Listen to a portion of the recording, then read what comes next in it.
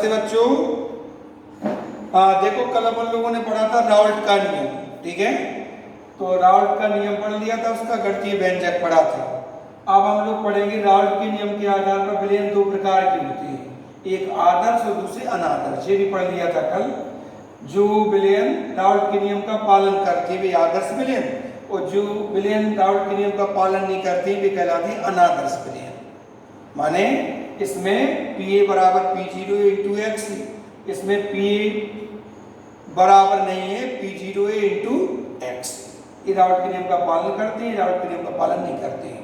इनमें एंथैल्पी आयतन में परिवर्तन शून्य होता है, इनमें एंथैल्पी आयतन में परिवर्तन शून्य नहीं होता है।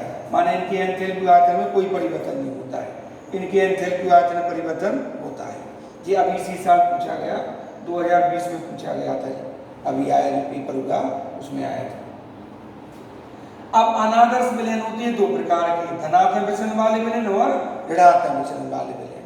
तो एक क्या होगा कि विलयन के वास्तव का मान, उनके घटकों के वास्तव के मान राउल्ट के नियम के आधार पर निकाले गए।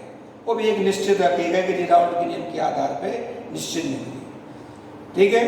फिर उस जो राउल्ट के नियम की सहायता से निकाले गए विलयन के वास्तव के मान, उनसे अन्य विलयनों के वास्तव की तुलना की गई।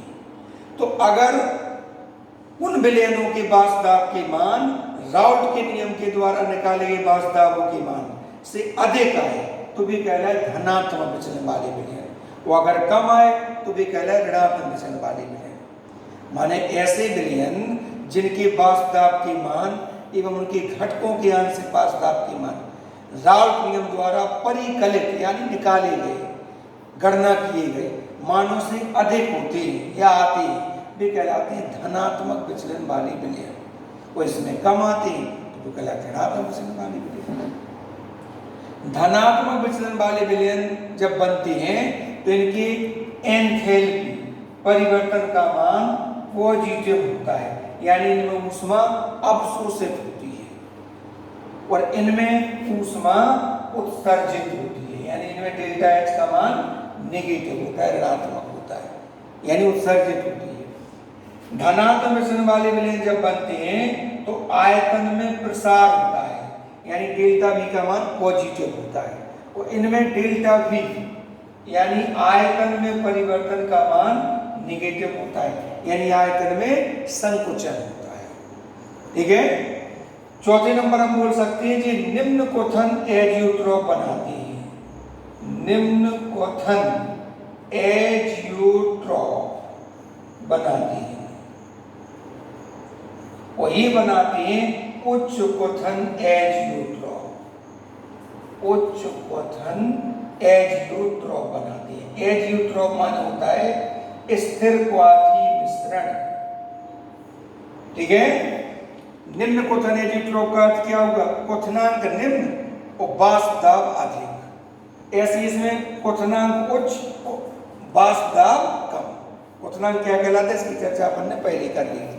एजियोट्रॉप मान होता है स्थिर क्वाथी मिश्रण, इसको अपन लोग आगे भी पढ़ रहे हैं। तो इस तरह से 4-5 अंतर हम याद रख सकते हैं, वो उदाहरण जैसे हम याद रख सकते हैं। उदाहरण में जैसे कार्बन टेट्राक्लोराइड है और आयोडोफॉर्म या क्लोरोफॉर्म मिला दो, ठीक है, और इसमें एसीटोन और क्लोरोफॉर्म का मिश्रण ले सकते हैं, सल्फ्यूरिक अम्ल और जल का मिश्रण, नाइट्रिक अम्ल और जल का मिश्रण, ये बनाते हैं। अब हम आगे देखेंगे कि अंतर रूप में याद रखना, वही परिभाषा काम करती है, वही गुणों में। अब हम पढ़ेंगे एजियोट्रॉप, ठीक है। हाँ, अब है एजियोट्रॉप। एजियोट्रॉप माने स्थिर क्वाथी मिश्रण, स्थिर माने निश्चित स्थिर रहेगा, क्वाथी माने क्वथनांक, मिश्रण माने कोई विलयन, माने ऐसे द्रव मिश्रण। जी अपन द्रव मिश्रण के बारे में पढ़ रहे हैं। विलयन 3 प्रकार के थे, ठोस, द्रव और गैस। तो जो द्रव मिश्रण होते हैं उनके बारे में अपन लोग अध्ययन कर रहे हैं, वास्तव वगैरह का द्रव मिश्रण के अंतर्गत आता है। तो ऐसे द्रव मिश्रण यानी ऐसे विलयन जिनका क्वथनांक स्थिर होता है वे कहलाते हैं स्थिर क्वाथी मिश्रण, यानी ऐसे द्रव मिश्रण जो एक निश्चित ताप पर उबलते हैं और बिना संगठन में परिवर्तन के उसी ताप पर वे आश्वेत होती हैं। आश्वेत माने बाष्पन प्लस संघनन, इन दोनों क्रियाओं के योग को कहती है आस्वन। माने जैसे मान लो तुमने 95% मिला दी मान लो एथिल एल्कोहल, उसमें लगभग 5% मिला था तुमने जल, तो दोनों मिलकर के बना लेंगे क्या, एक एजियोट्रोप स्थिरवादी मिश्रण बना लेंगे। अब इन दोनों का जो मिश्रण रहेगा वो एक निश्चित ताप पर उबलेगा। मान के चलो कि 110 डिग्री सेल्सियस पर उबलेगा, और 110 डिग्री सेल्सियस पर जल और एथिल एल्कोहल दोनों की वाष्प एक साथ उठेंगे, एक साथ ठंडी होगी। माने ऐसे द्रव मिश्रणों को उनके घटकों से अलग नहीं किया जा सकता है। ऐसे मिश्रण में से अगर हम चाहें कि एथिल एल्कोहल को अलग कर लें और जल को अलग कर लें तो नहीं कर सकते। तो ऐसे द्रव मिश्रण जो एक निश्चित ताप पर उबलते हैं वो बिना संगठन परिवर्तन, बिना संगठन परिवर्तन माने वही जल और एथिल एल्कोहल अलग नहीं होगा, उसी ताप पर भी क्या होती है, आश्रित दोनों की वाष्प उठेगी, वे कहलाती है एजियोट्रोप या स्थिरवादी मिश्रण।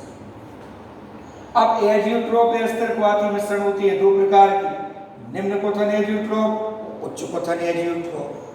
निम्न क्वथन एजियोट्रोप कौन दर्शाती है, जो राउल्ट के नियम से धनात्मक विचलन दर्शाती है, जो भी अपन लोगों ने पढ़ लिया था उसी को इसमें भूल देना है। ऐसे मिश्रण, ऐसे विलयन जो राउल्ट के नियम से धनात्मक विचलन दर्शाते हैं निम्न क्वथन एजियोट्रोप कहलाती है, और जो राउल्ट के नियम से ऋणात्मक विचलन दर्शाती है उच्च क्वथन एजियोट्रोप कहलाती है। ठीक है। दूसरी बात हम इसमें देख सकते हैं कि इनका क्वथनांक निम्न होता है तो वाष्प दाब अधिकतम होगा, इनका क्वथनांक उच्च होता है वाष्प दाब कम होगा। ठीक है। तो इनके एग्जाम्पल वगैरह हम देख सकते हैं। ठीक है।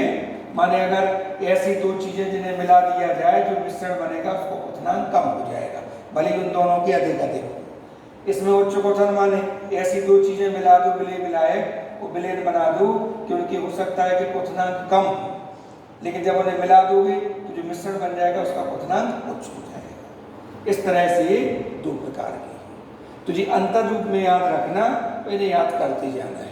ठीक है। हाँ, अब टॉपिक है अपना अणु संख्यक गुण। ठीक है।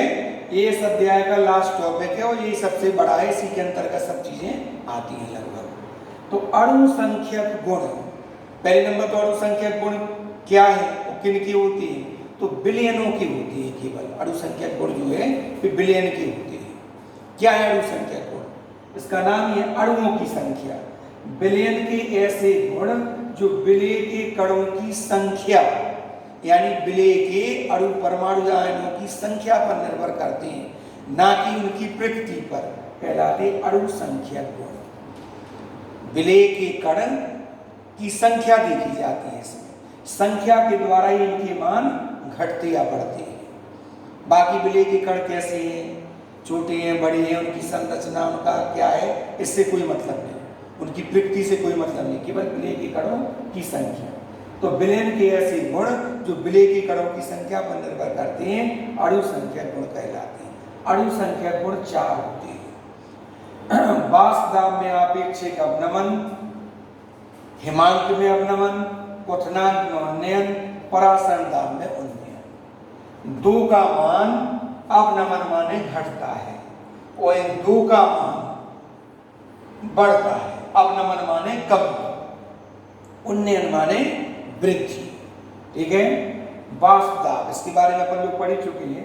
वाष्प दाब में आपेक्षिक अवनमन, जब किसी शुद्ध विलायक में कोई अवाष्पशील विलेय पदार्थ मिला दिया जाता है तो जो विलयन बनता है उस विलयन का वाष्प दाब कम हो जाता है, उस विलयन की वाष्प दाब में कमी आती है, जिसे हम कहते हैं वाष्प दाब में अवनमन। अब अगर इस विलयन के वाष्प दाब की तुलना शुद्ध विलायक के वाष्प दाब से की जाए तो उसे कहते हैं वाष्प दाब में आपेक्षिक अवनमन। जो आपेक्षिक शब्द लगा है ये तुलना के लिए लगा है। चारों की परिभाषा एक सी है लगभग, थोड़ा सा समझने का काम। हिमांक में अवनमन, हिमांक माने जमना। जब किसी शुद्ध विलायक में कोई अवाष्पीय विलेय पदार्थ मिला दिया जाता है तो विलयन के हिमांक में कमी आ जाती है, इसे कहते हैं हिमांक में अवनमन। माने वो विलयन, वो जैसे पहले शुद्ध विलायक था, वो जितने पर जम रहा था, अब उसमें कोई आवासीय विलय पदार्थ मिला दिया, अब उसको जमाएंगे तो उतने पर नहीं जमेगा, उससे कम पर जमेगा, तो जो कमी है वो कहलाती है हिमांक में अपना। क्वथनांक में उन्नयन, क्वथनांक वही उबलने का ताप, जिस ताप पर कोई पदार्थ गैस अवस्था में बदलता है। तो जब किसी शुद्ध विलायक में कोई आवासीय विलय पदार्थ मिला दिया जाता है तो विलयन का जो क्वथनांक है वो कम हो जाता है, मान सॉरी उन्नयन बढ़ जाता है। जब किसी शुद्ध विलायक में कोई आवासीय विलय पदार्थ मिला दिया जाता है तो विलयन का क्वथनांक बढ़ जाता है, वृद्धि हो जाती है, जिसे हम कहते हैं क्वथनांक में उन्नयन। ठीक है, तो परासरण दाब में उन्नयन, ऐसी विलयन के परासरण दाब में वृद्धि हो जाती है। तो तीनों की परिभाषा में कुछ शब्द कॉमन है।